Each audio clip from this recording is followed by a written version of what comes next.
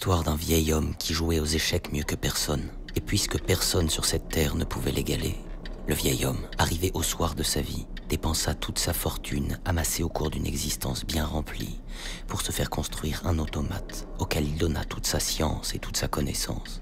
Il avait créé ce double de lui-même et il le défiait aux échecs. Mais tandis qu'il rassemblait ses esprits, petit à petit, l'automate s'animait, se déployait, découvrait l'étendue de son savoir et se rappelait la mémoire du vieil homme.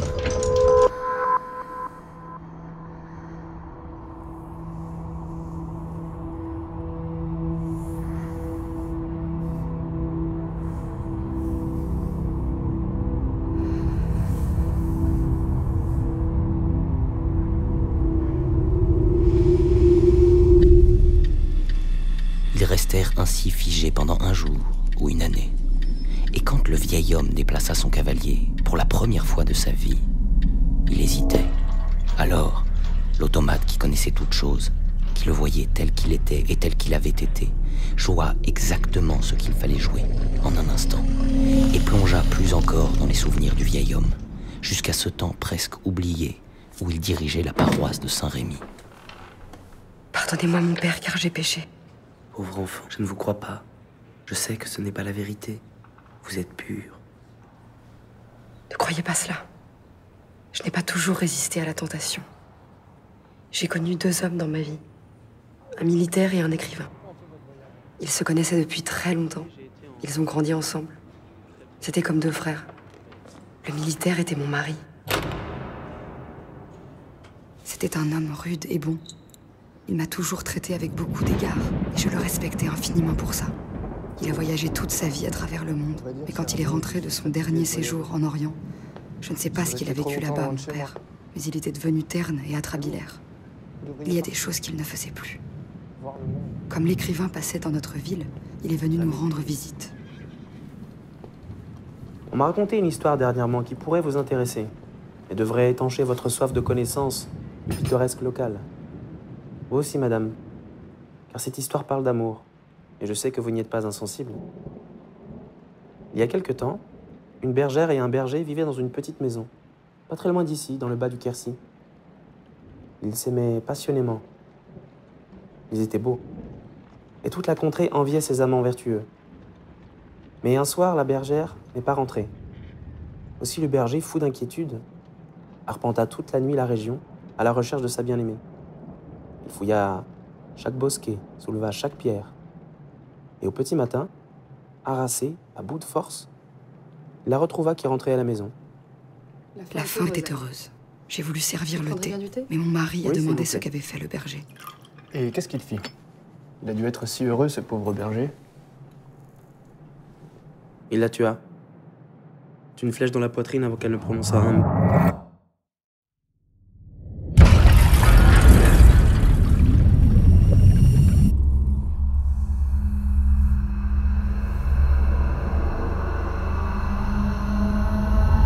La partie avançait inexorablement.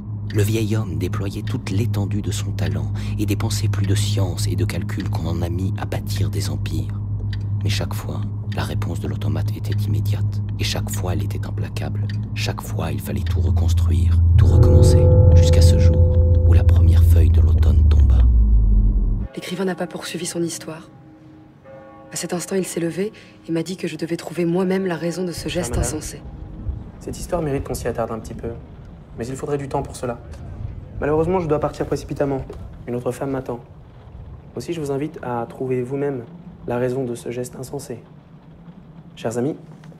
Bonsoir.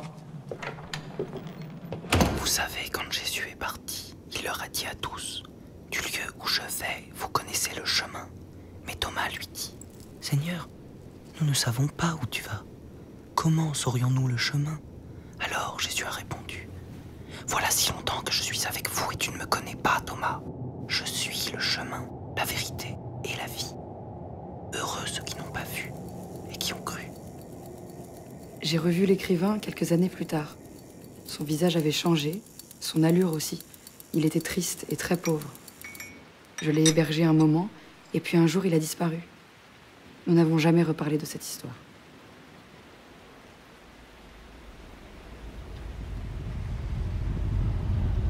Désespérant de trouver une issue favorable, le vieil homme se laissa envahir par un sentiment profond et subitement, il sacrifia sa reine. L'automate ne comprenait pas ce que faisait le vieil homme. Il avait déroulé le fil de sa vie, entrevu chaque moment, partagé chaque instant. Mais il ne pouvait concevoir au fond de lui que l'homme choisisse de perdre, et qu'il le fasse de la façon la plus tragique qui soit. L'automate découvrait derrière le voile des apparences un abîme insondable. Alors, il gagna la partie, mais ne joua plus jamais et continua de se remémorer. Et le berger, alors, mon ami? Comment ça, le berger?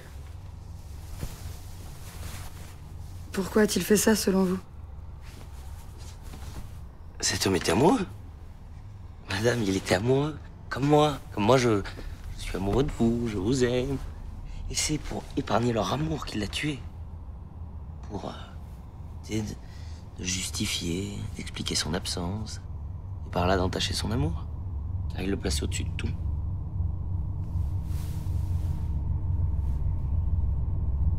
Mais alors, vous pourriez me tuer?